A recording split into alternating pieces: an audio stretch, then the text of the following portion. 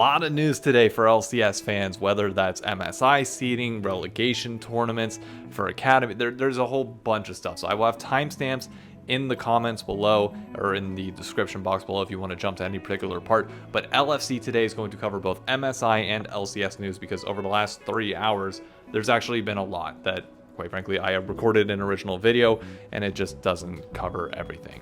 So first and foremost, MSI Draw. We are in the group of death of play-ins because we have GAM and BLG to get through, Billy.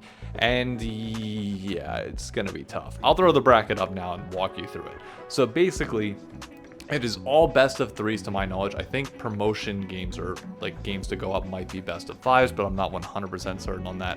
Actually, let me check. Confirmed it is a best of 3 all the way through. So that means that Golden Guardians needs to beat GAM in a best of 3. Doable considering they're another minor region, and we historically have a very good track record in the play-in stage of international tournaments against literally any team. And then afterwards we would have to face Billy. If we were to lose either one of those, we go into a loser's bracket and have to win our way out of our group and then also face the second place team that would come from the other side. So the likely result of this, and going through all of the scenarios and all of the games, kind of giving you a mini pick'em, would be I have BLG beating R7, Golden Guardians beating GAM, G2 beating Loud, and PSG beating DFM.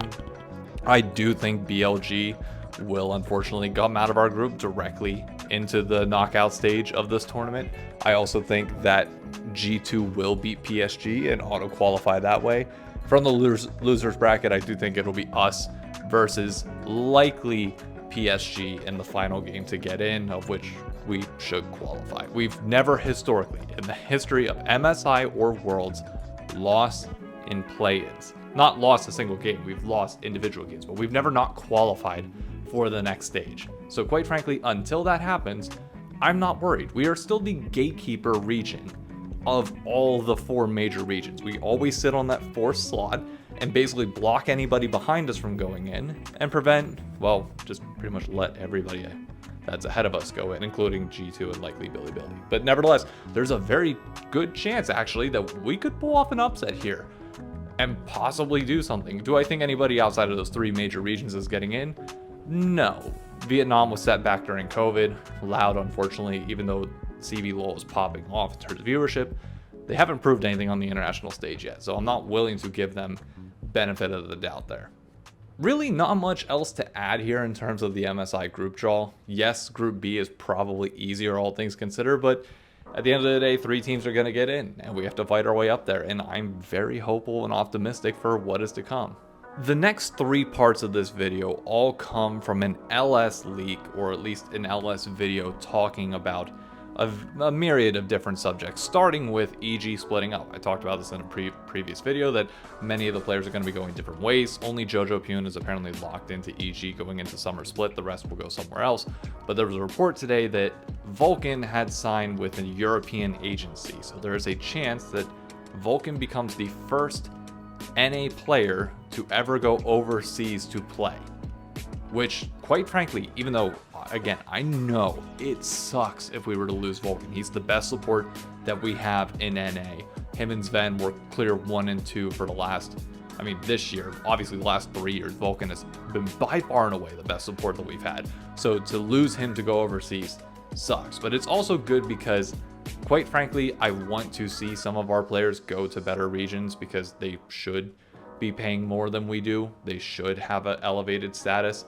And if they can come back and represent us at some point in time later in the future, then great. It's like Christian Pulisic, for example, for those that follow soccer.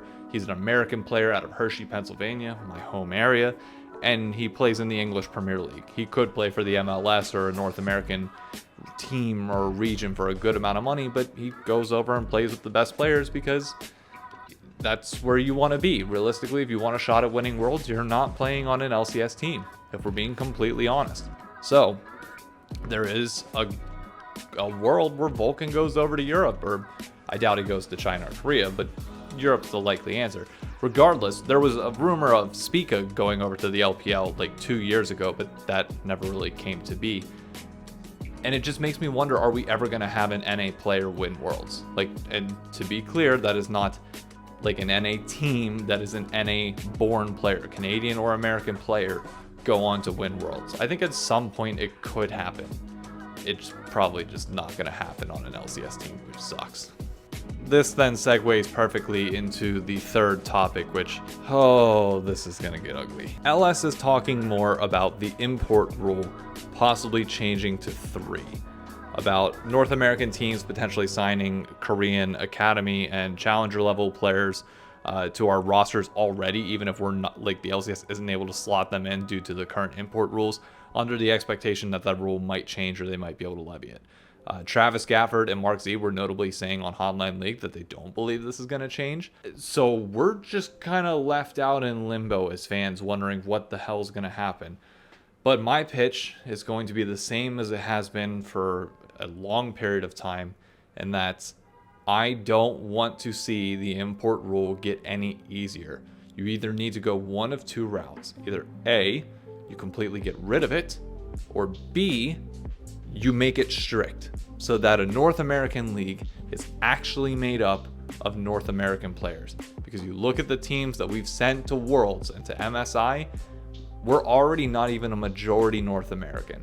And it's not going to get any better, especially if you increase the import rule to 3. There's going to be teams that are entirely not North American. And even as a 100 Thieves fan last year, I will be the first to tell you, people had a very hard time latching onto this team. 1, because of the lack of content, and 2, because when you have no NA player, it is so hard to get people to back these teams. Jack, the owner of Cloud9, notably came out, I think it was last year or the year prior, calling fans xenophobic for basically saying we want more NA teams and screw the imports, we don't want them. I don't understand that take. Riot and the teams decided that this is going to be a regional setup where we have a North American league, a European league, a Chinese league, and a Korean league, and then the various other leagues. You put that structure in place. So the expectation is that we have NA players for NA teams. Why would I want to watch a team of 5 Koreans or 5 Chinese players come play in the LCS when it's basic? I could watch the LCK or LPL for the exact same thing, but arguably better. Like, the whole point of the North American League is to have North American players. And if you don't want to have that import rule, fine, lift it for everybody. And then, you know what? It's all regions for themselves. Whoever has the money, the infrastructure, the demand, and entertainment, then fine. But that's not the precedent you're setting. The only reason you have the import rule in the first place is to try and make sure there are North American players. But if you're laxing it, that goes against it. So I don't get it. And even LS in the clip, which I'll play here, brings up no counterpoint to this whatsoever. I might as well, like, why would I watch NALCS? I can just watch LCK at that point, like, honestly. Am I, like, the only one thinking that? Because I think LCS is kind of a mixture of, like, yeah. Region. I think it's fucked. The awkward silence there says it all. There's no compelling argument for this point of, oh, we need to increase the import rule to 3. Why? So North America stands a chance internationally, of which it will make no goddamn difference at all? We'll finish in the same spot that we already do now? Like, I don't get this at all. I really don't. Just pick a lane. It's that simple. Either have all imports or don't allow imports, or make it incredibly strict so it is majority talent from the domestic region of which you have the league. That simple. You want to consolidate leagues and bring Brazil, Latin America, and the league from Mexico all in one spot so that we're all one region? Fine, call it the Americas and do it that way. Sure, but again, make the import rule incredibly restrictive so that it actually is Americans, both North America and South America, in this league, not everybody else. Please. The fourth topic, I don't know what that means, but the whole point of this was brought up in the context of, can you move the LCS? And I'll make a whole other video as to why it should be here in New York City, because you all know I push New York more than anything else. And it's kind of awesome to hear LS and others talk about, yeah, it should probably be in New York. You want to do that? Go right ahead. Teams, if you need anybody that's in New York that for a salary of like $120K to work on the team ops side, I'm here. I'm just saying.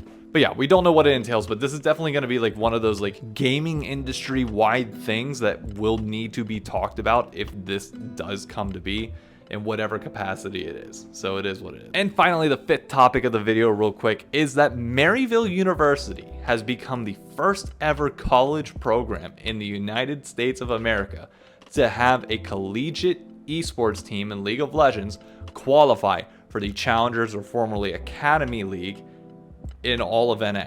So they're the first college team to be able to play against some of these LCS teams, which even the LCS teams might be going away at the end of this year in terms of their involvement with Academy. But the point is that we are finally having a college program that, yeah, you can tell high scores, you know what, you come to us, we are a direct path to pro because we are in this league and we produce players that are good enough to be at that level, which I think is great. The college scene taking off in North America is going to be the #1 key to us succeeding in any sort of long-term esport here in North America. We have to get the college programs ingrained in our culture in the same way they are for traditional sports.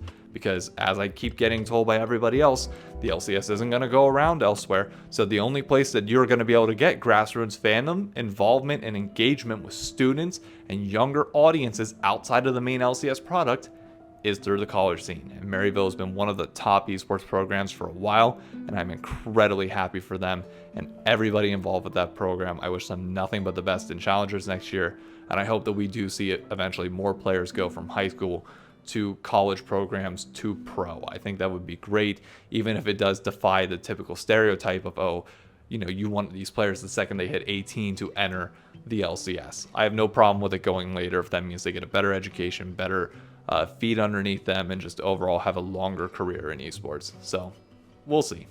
Anyways, that's it for today's LFC episode. Kind of a hodgepodge of everything going on around the LCS. Obviously, it will be more focused on MSI as time goes on, and I'll still have individual vlog topics like Wednesday and Saturday this week that will hone in on specific things that I want to talk about. But I do want to just generally round up some of the LCS categories alongside the MSI talk each week.